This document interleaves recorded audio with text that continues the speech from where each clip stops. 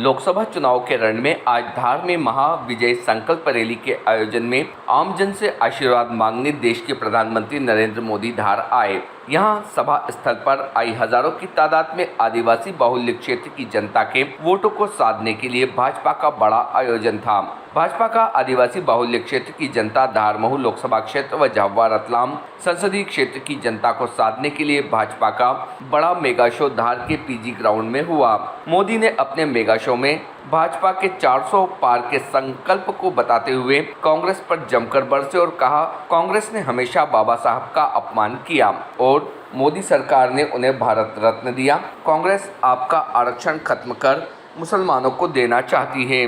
अपनी 400 पार की ताकत को बताते हुए उन्होंने कहा, राम मंदिर में रामलला, धारा 370, पाकिस्तान को करारा जवाब, संपूर्ण भारत का विकास, दुनिया में बढ़ता भारत का मान, भ्रष्टाचारियों को जेल भेजने, यह आपके एक वोट की ताकत है। यह बात प्रधानमंत्री ने धार संसदीय क्षेत्र की जनता को संबोधित करते हुए कही। उन्होंने भोजशाला का नाम लेते हुए कहा कि हम भोजशाला, मांडव बाग की गुफा का भी विकास कार्य करेंगे।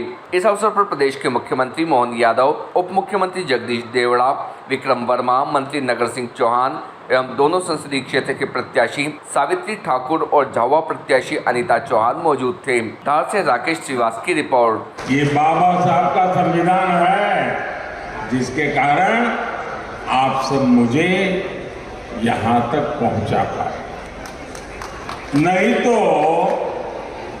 आज भी एक ही परिवार का राज चल रहा होता।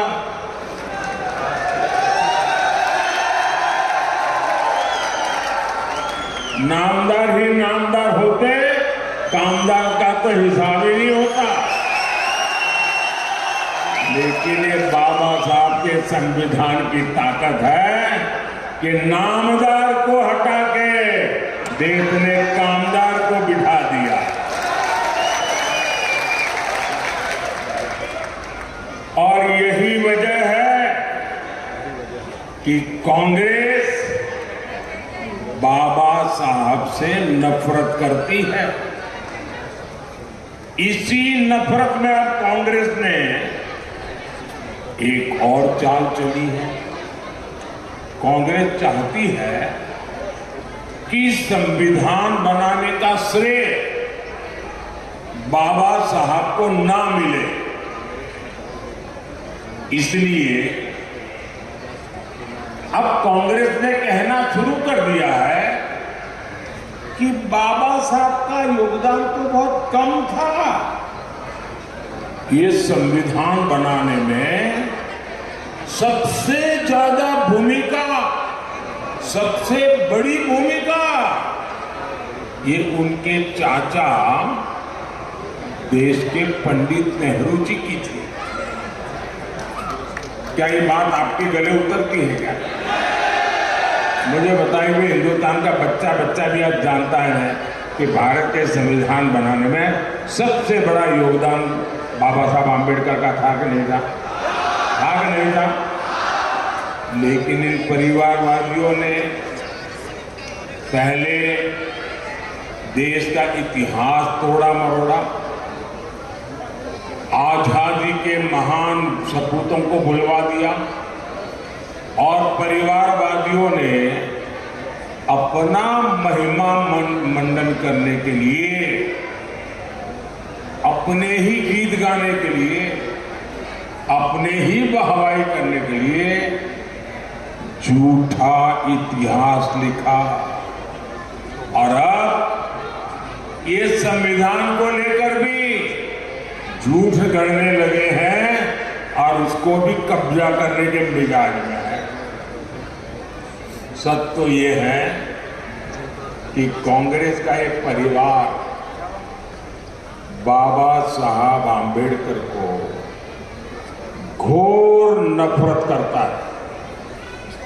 कांग्रेस ने आम्बेडकर जी की राजनीति को खत्म करने की और साजिश रची।